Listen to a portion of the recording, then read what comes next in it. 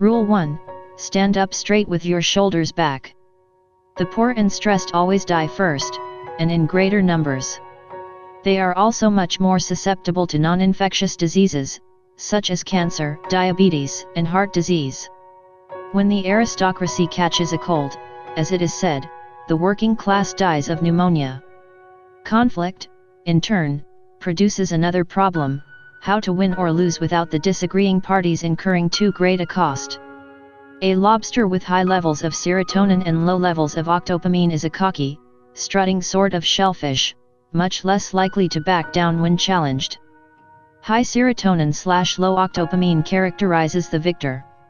The opposite neurochemical configuration, a high ratio of octopamine to serotonin, produces a defeated-looking, scrunched up, inhibited, drooping, skulking sort of lobster, very likely to hang around street corners, and to vanish at the first hint of trouble.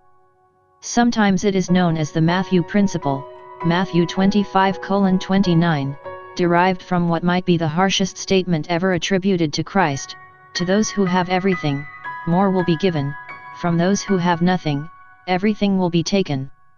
Even the most brutal chimp despot can be taken down, after all, by two opponents, each 3/4 as mean.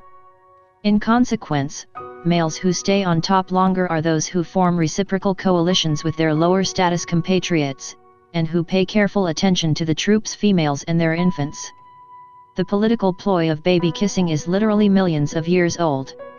The dominant male, with his upright and confident posture, not only gets the prime real estate and easiest access to the best hunting grounds, he also gets all the girls. It is exponentially more worthwhile to be successful, if you are a lobster, and male. We, the sovereign we, the we that has been around since the beginning of life, have lived in a dominance hierarchy for a long, long time. We were struggling for position before we had skin, or hands, or lungs, or bones. There is little more natural than culture. Dominance hierarchies are older than trees. The part of our brain that keeps track of our position in the dominance hierarchy is therefore exceptionally ancient and fundamental. It is a master control system, modulating our perceptions, values, emotions, thoughts, and actions. It powerfully affects every aspect of our being, conscious and unconscious alike. This is why, when we are defeated, we act very much like lobsters who have lost a fight. Erratic habits of sleeping and eating can interfere with its function. Uncertainty can throw it for a loop. The body, with its various parts, needs to function like a well-rehearsed orchestra. Every system must play its role properly, and at exactly the right time, or noise and chaos ensue. It is for this reason that routine is so necessary.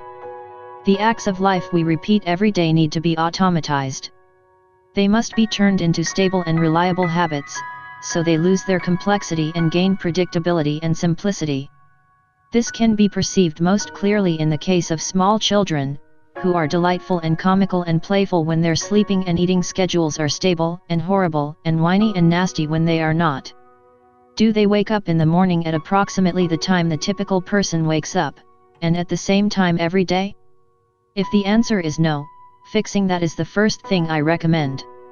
It doesn't matter so much if they go to bed at the same time each evening, but waking up at a consistent hour is a necessity. The next thing I ask about is breakfast. I counsel my clients to eat a fat and protein-heavy breakfast as soon as possible after they awaken, no simple carbohydrates, no sugars, as they are digested too rapidly, and produce a blood sugar spike and rapid dip. I have had many clients whose anxiety was reduced to subclinical levels merely because they started to sleep on a predictable schedule and eat breakfast. There are many systems of interaction between brain, body, and social world that can get caught in positive feedback loops. Depressed people, for example, can start feeling useless and burdensome, as well as grief-stricken and pained.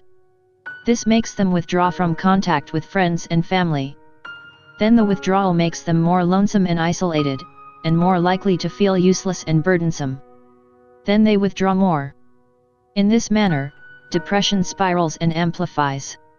People, like lobsters, size each other up, partly in consequence of stance. If you present yourself as defeated, then people will react to you as if you are losing. If you start to straighten up, then people will look at and treat you differently. To stand up straight with your shoulders back is to accept the terrible responsibility of life, with eyes wide open. It means deciding to voluntarily transform the chaos of potential into the realities of habitable order.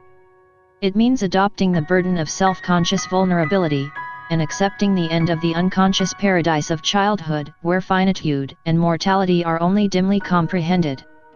It means willingly undertaking the sacrifices necessary to generate a productive and meaningful reality. It means acting to please God, in the ancient language. So, attend carefully to your posture. Quit drooping and hunching around. Speak your mind. Put your desires forward, as if you had a right to them, at least the same right as others. Walk tall and gaze forthrightly ahead. Dare to be dangerous. Encourage the serotonin to flow plentifully through the neural pathways desperate for its calming influence.